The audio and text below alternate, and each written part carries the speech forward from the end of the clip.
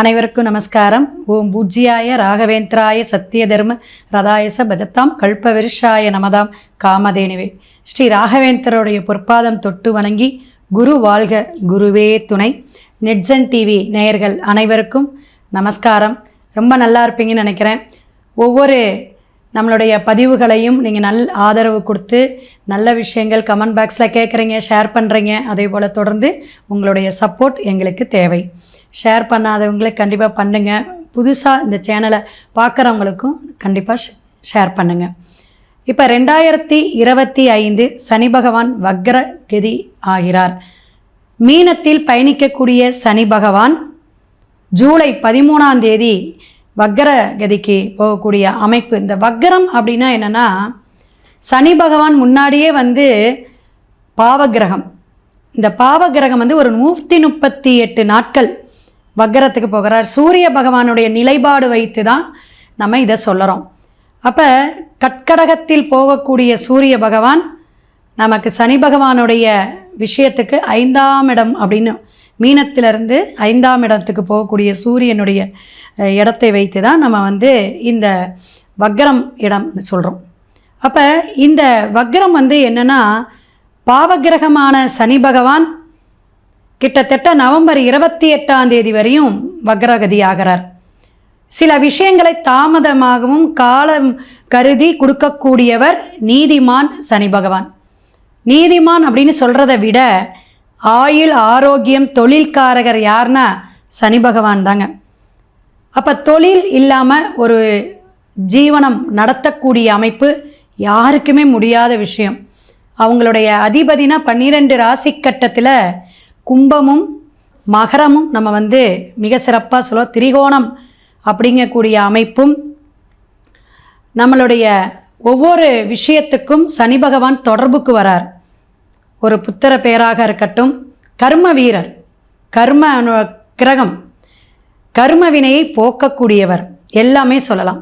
அவர் கொடுக்க எவர் தடுப்பார்? சனி பகவான் அவ்வளவு வில்பவர் பெற்றவர் அப்படின்னு அர்த்தங்க. அப்போ சனி பகவானுடைய நிலைப்பாடு அப்படிங்கும் பொழுது சிறப்பான ராசிகள் ஒரு 5 ராசி நல்ல நிலைக்கு இந்த 138 நாட்கள் பயனடையக்கூடிய அமைப்பு உண்டுங்க. ரிஷபம் அப்படிங்கும்போது நல்ல ஒரு 11ஆம் இடத்துல இருக்கக்கூடிய சனி பகவான் பல வழியில் பணமும் தனமும் தரக்கூடிய அமைப்பு. துலாம் 6ஆம் இடத்துக்கு வரதும் அருமையான தனலாபத்தையும் ஆரோக்கியத்தையும் தரக்கூடிய அமைப்பு. மகர ராசிக்கும் சிறப்பான பலாபலனை கொடுக்க காத்து கொண்டு இருக்கிறார். கும்பராசிக்கு பரவாயில்ல, ஏன்னா ஜென்மம் அவருடைய அதிபதி அப்படின்னு சொல்லக்கூடியவர் 2ஆம் இடத்துல இருக்கிறனால குடும்பத்தில் பல வழியில் பல தொழிலில் பணவரவு உண்டு. பொதுவாக 3, 6, 11 யோகமான இடம் அப்படின்னு நமக்கு பாவகிரகமான சனி பகவானை சொல்கிறோம். தொடர்ந்து வீடியோவை ஸ்கிப் பண்ணாமல் பாருங்கள். நிறைய விஷயங்கள் மேஷம் முதல் மீனம் வரை பலாபலனையும் பரிகாரத்துடன் எப்பயும் போல நான் உங்களுக்கு வழங்க இருக்கிறேன். மீனராசி நேயர்களுக்கு வக்ர சனி பகவான் என்னத்தை கொடுப்பார்? ஜென்மத்தில் சனி பகவான் அதே போல் 7.5 சனி நடந்துட்டுருக்கு. 138 நாள் 40 நாள் தொழில் மாற்றம் உண்டு, இடமாற்றம் உண்டு, அலைச்சல்கள் உண்டு, எதிர்பார்த்த காரியங்கள் தடையாக போகும். தடை தாமதத்தை கொடுத்து நல்ல ஒரு அமைப்பை கொடுப்பார். ஆரோக்கியத்தில் இந்த மாதம் ஒரு 3.5 மாதம் கவனமாக இருக்கணும். கிட்டத்தட்ட 4 மாதம் கவனமாக இருக்கணுன்னே சொல்லுவேன். அமைதியாக இருக்கணும். உங்கள் என்ன தொழில் செய்கிறீங்களோ அதை மட்டும் செஞ்சுக்கிட்டே வாங்க. வக்ரமாக ஆகும்போது இன்னும் கொஞ்சம் வச்சு செஞ்சுட்டு போகக்கூடாது. ஆரோக்கியத்தில் கவனம் இருக்கணும்.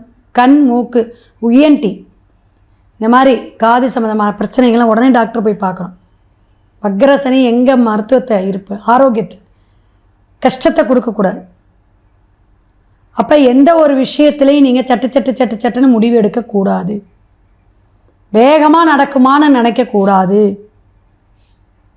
வேகமாக நிறைய முதலீடு போட்டு லட்சக்கணக்கு கோடிக்கணக்கில் போட்டு செய்யலாமா? கூடாது. யாராவது அடிஷ்னலாக சப்போர்ட்டாக வச்சுங்க. மனைவியை, உடன் பிறந்தவங்களை வச்சுக்கலாமா? அம்மா அப்பாவை பேர்லேயே வைக்கலாமா? சப்போர்ட்டிவ் தேவை இந்த 4 மாதம். அந்த சப்போர்ட்டு உங்களுக்கு ஃபேவரபுளாக இருக்கணும்.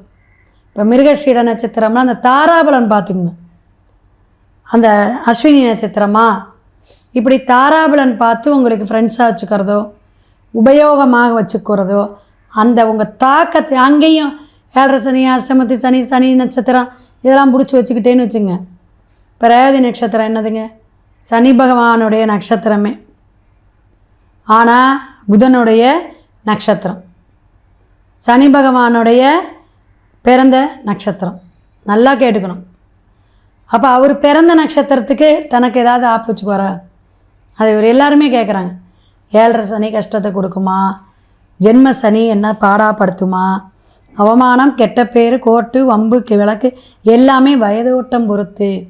60 வயசில் இருக்கிறவங்களுக்கு எனக்கு வேலை வேணும், ஜென்மத்தில் சனி அப்படின்னு உழைக்கிறவங்க போகலாங்க. விவசாயெல்லாம் போகலாம். சும்மா சோம்பேறித்தனமாக இதாக உட்காந்துவங்களுக்கு எப்படி போக முடியும்? எப்படி கிடைக்கும்? அப்போ என்ன நமக்கு இப்போ என்ன தேவை, அதில் என்ன பிரச்சனை, உங்கள் ஜாதகத்தை பார்த்துக்கணும். பார்த்தா தான் புரியும், புலப்படும். நாடி பிடிச்சி பார்க்காமையே மருந்து கொடுங்க எப்படி கொடுக்கறது?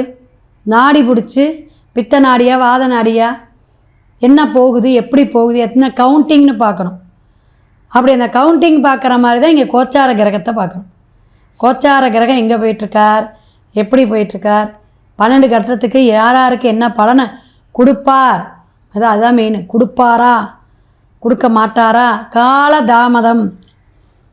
சனி பகவான் என்னதுங்க? காலதாமதம். அப்போ காலதாமதம் தருவாரா? கணவன் மனைவி ஒற்றுமை கவனமாக பேசுங்க. சகோதர சகோதரியிடையே நல்லிணக்கம், நல்ல ஒற்றுமை வரும். குழந்தைங்க நல்லா படிக்கக்கூடிய காலகட்டங்கள், குழந்தைங்களுக்கு நல்ல தொழில், நல்ல படிப்பு, உத்தியோக மாற்றமெல்லாம் உண்டுங்க உங்களுடைய குழந்தைங்களுக்கு. கணவன் மனைவி ஒற்றுமை பரவாயில்லையாக இருக்கும். வம்பு வழக்கு கோர்ட்டு கேஸில் கவனம் தேவை. அதே போல் லவ் பண்ணுற, மேரேஜ் பண்ணுறேன், லவ் பண்ணுறீங்கிறலாம் கொஞ்சம் அவாய்ட் பண்ணுங்க.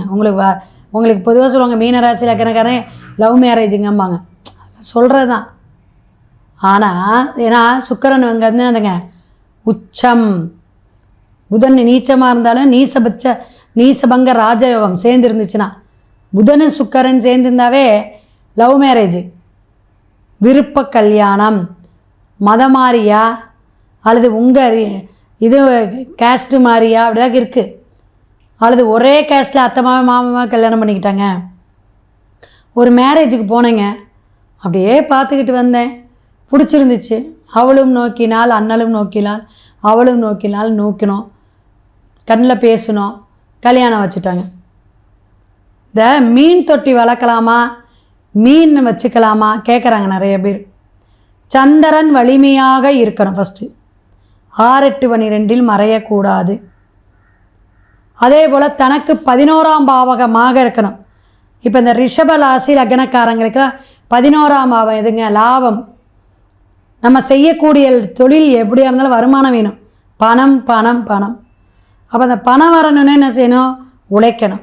உழைக்கணுன்னு வருமானம் வரணும். அந்த வருமானம் எப்படி இருக்கணும்? நிறையா இருக்கணும், திருப்தியாக இருக்கணும். திருப்தி அப்படிங்கிறது மீனராசி கொஞ்சம் கஷ்டம். அப்போ 11ஆம் பாவகமாக வரனால அவங்க ரிஷபராசியில் லக்னக்காரங்க, அங்கே யாருங்க? ரோகிணி நட்சத்திரம் இருக்குது. சந்திரன் என்னதுங்க? உச்சம். நல்லா கவனிக்கணும். அவங்கள வச்சுக்க சொல்லுவேன். நீரில் ஜலத்தில் எப்பயுமே மீன் வச்சுக்குங்க. ஒரு 5 மீன் 8 மீன் இது மாதிரி கணக்கெல்லாம் இருக்குது. அது நட்சத்திர பொறுத்து சொல்லுவேன். இதெல்லாம் வச்சுக்கும்போது அவங்களுக்கு சிறப்பான மேன்மையை தரும்.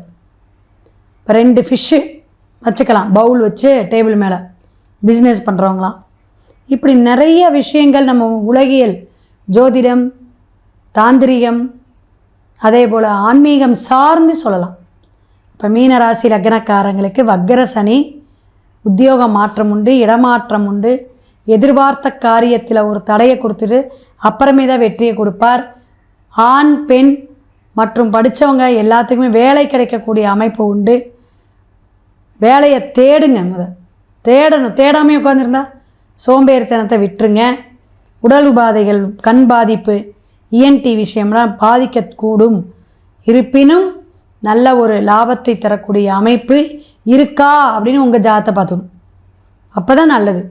உங்கள் ஜாதகத்துடைய கோச்சார கிரகங்கள் எப்படி வந்து இணையுது, சேருது, பார்க்குது, தசாபுத்தி எப்படி இருக்குது, எனக்கு இந்த திசை நடக்குதுங்க, சுக்கர திசை நடக்குது, சூரிய திசை நடக்குது, உங்கள் வயதோட்டம் பொறுத்து நீங்கள் சில விஷயங்களை கண்டிப்பாக ஏற்றுக்கணும். ஃபஸ்ட்டு லேபர்ஸே வரலைங்க, வருமானமே இல்லைங்க, கூலி எப்படி கொடுக்கறது, ஏண்டா இந்த ஷாப்பை திறந்தோன்ருக்கு, எத்தனையோ பிரச்சனைகள்.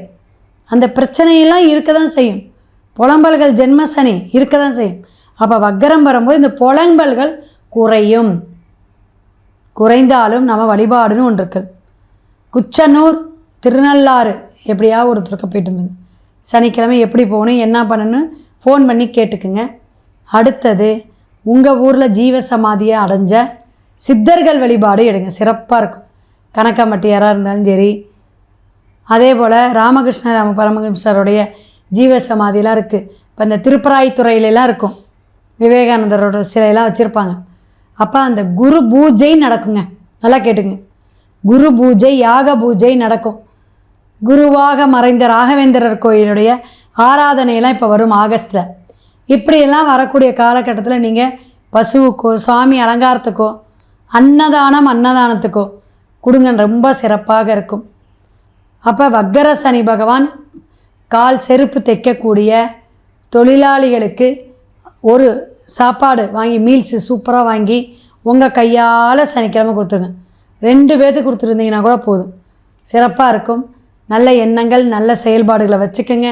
குழந்தைங்கள்லாம் நல்லா படிக்கக்கூடிய காலகட்டம், படிப்புக்கெல்லாம் குறைவே இருக்காது. உழைப்பில் மட்டும் கொஞ்சம் பயங்கரமான உழைப்பை வந்து போட்டால் தான் வருமானம் வரும் அப்படிங்கிற விஷயம் இருக்குது. மற்றபடி நீங்கள் நான் சொன்ன வழிபாடு எடுத்துக்கிட்டே வாங்க, அருமையான அற்புதமாக இருக்குது. மேசம் முதல் மீனம் வரை பரிகாரத்துடன் சனி வக்கர பலாபலனை சொல்லிகிட்ருக்கோம். இப்போ தான் நாங்கள் புதுசாக இந்த வீடியோக்களை வரேன் அப்படின்னீங்கன்னா கமெண்ட் பாக்ஸில் உங்களோட சந்தேகத்தை கேளுங்க, ஷேர் பண்ணுங்கள், லைக் பண்ணுங்கள். மற்றபடி உங்கள் பெல் பட்டனை அமைக்கி நல்ல விஷயங்கள்லாம் நீங்கள் 4 பேருக்கு ஷேர் பண்ணும்போது உங்களுக்கும் புண்ணியமும் பாக்கியமும் பெறட்டும், இறைவன் தரட்டும் என்று வாழ்த்தி வணங்கி அடுத்த பதிப்பில் அடுத்த தலைப்பில் சந்திப்போம். சிவாய நம. திருச்சிற்றம்பலம். வாழ்க வளமுடன்.